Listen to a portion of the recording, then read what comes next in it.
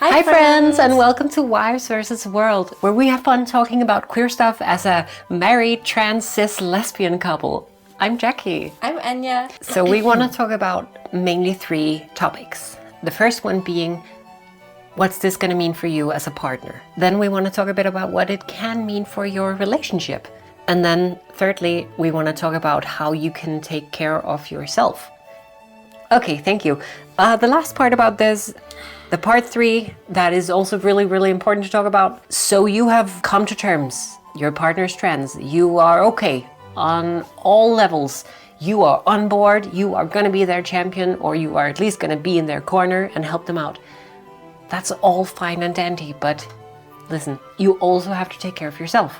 You can't forget you in this equation because a relationship is 2 people or more people. I keep saying 2 people. A relationship is something between people, not just one.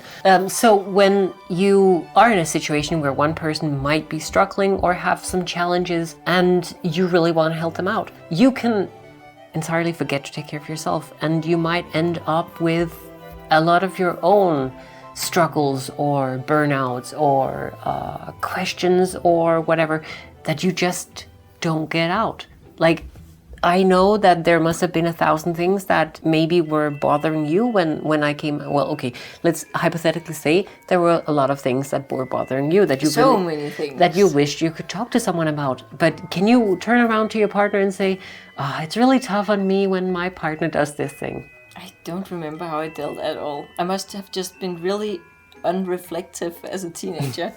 Yeah, I'm just taking the day as it went. Yeah. No, well, I don't have to think about things. No, exactly. But some of you might. And Hopefully. some of you might have some struggles with this whole new thing that's happening.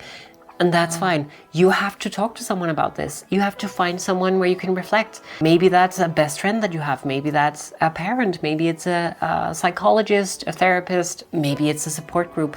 Other people who have trans partners and can relate, because it's so important. Sit down with someone who's in your shoes and be like, does this ring a bell when this happens and it annoys the shit out of me? Is this reasonable, or am I being selfish? Am I being stupid? All these things that might crush your mind. And it's okay to talk about. Yeah. It's okay to not be strong all the time. Yeah. And not feel okay about everything and have questions and be unsure of how to deal with things. When it's like the 1,100th time this week that my trans partner is complaining about something that makes them dysphoric, and I'm losing my shit. I don't know what to do. There is no problem. They keep doing this. Yeah.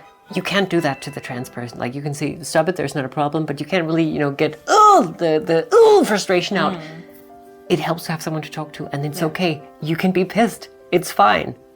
You need to let that steam out somehow. Speaking of things that are okay, I don't know.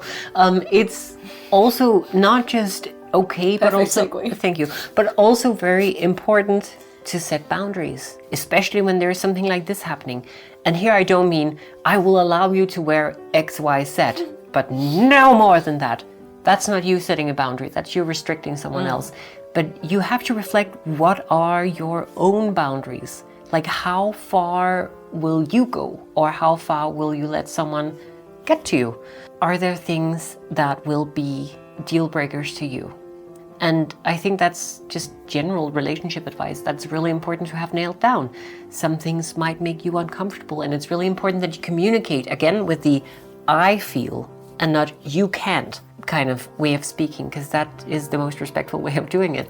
And then just set some healthy boundaries. Boundaries are not a bad thing. They're really good, actually. Do you feel like you've made any kind of boundary? Or do you feel like I've made any kind of boundary? In the beginning, I was very nervous that your voice would change. Because I really, really liked your voice before. And we couldn't really come to a conclusion. No, because we didn't really know what way it was going to go. We didn't know, but it was like, we'll see. That wasn't a deal breaker for me. I was just like concerned about that because I really liked that about you. And your voice changed a lot, but I still like your voice a lot. It's still weirdly, it's still kind of the same voice. It's just different. Does that? I don't think it's the same voice at all. I think it's very different, actually. You think so? Yeah. Huh. It's not that voice Hey. I fell in love with. Hello. One of your boundaries was my voice changing. Well, it wasn't really a boundary. We're talking about boundaries. Sorry. You inevitably changed, and it didn't bother me when it happened. The thought of it bothered me, but it didn't bother me when it actually was a real life thing. So maybe the thing that you think is a problem isn't a problem at all. I had some boundaries, and I think I set them out kind of clearly, and that was mainly my boundary was I want to go by she, her. I'm not going to accept anything else. And I said that with you, and you're totally on board. I did that with my parents at the beginning, not so on board, got there. Especially in the beginning, I was like, I really don't want to be gendered in any way, shape or form masculine. Like, I don't want you, like you have a thing of calling everything, like your camera, your cats, your car, your mom, a good boy. That's just like, you call things good boy. And you did that to me. And at some point I said, I really appreciate what you are doing, But it makes me but it makes me uncomfortable. So for the time being, could you not do that? Yeah. So I stopped doing that. Yeah. But you changed your opinion on that. Yeah, I came around to it because like... But I stopped doing it anyway because I didn't want to risk making you uncomfortable. Exactly. But like at some point I was like, well, this doesn't really detract or do anything. But when you started, I was still at a very vulnerable point. So I said... It was like 2 years ago. No, it wasn't. I was in on my. okay. It was bachelor's. So it was like 7 years ago or something. What? Yeah. How old am I? Where does time go? Unacceptable condition!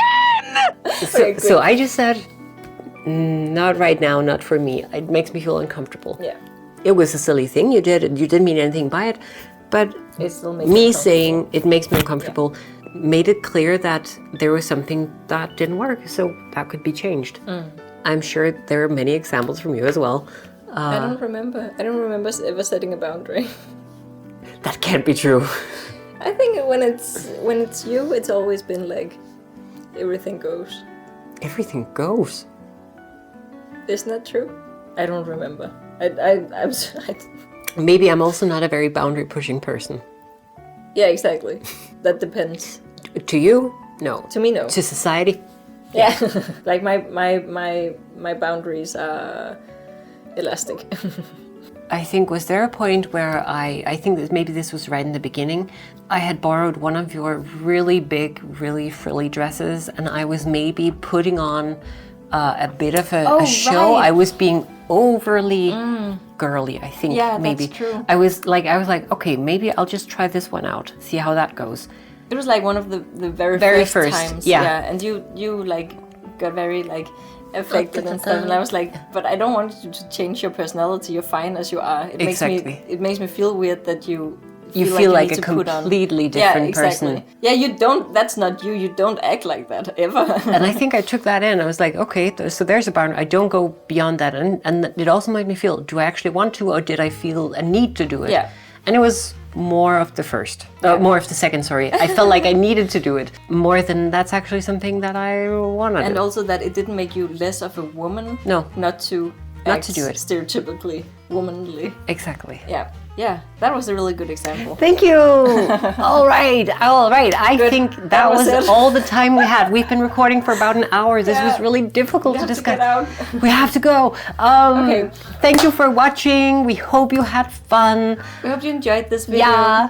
If you did, you can leave a comment. If you had any specific instances that you want to discuss, or like that you feel like we just didn't capture at all, please leave a comment. And, We really want this to be an open discussion. Yeah. We want to do a follow-up for this one because, as we said, we don't have the answers for this. We were pretty good. We have our very specific situation. Yeah. But there are so many different situations out there, so we really want to hear about someone else's experience. And we want to highlight if you have good tips, if you have something, any methods, any tools that we can share. Please let us know. We really want to make this a space that is educational and helpful to all of you guys. So, if you like this, you can subscribe for more. It's true.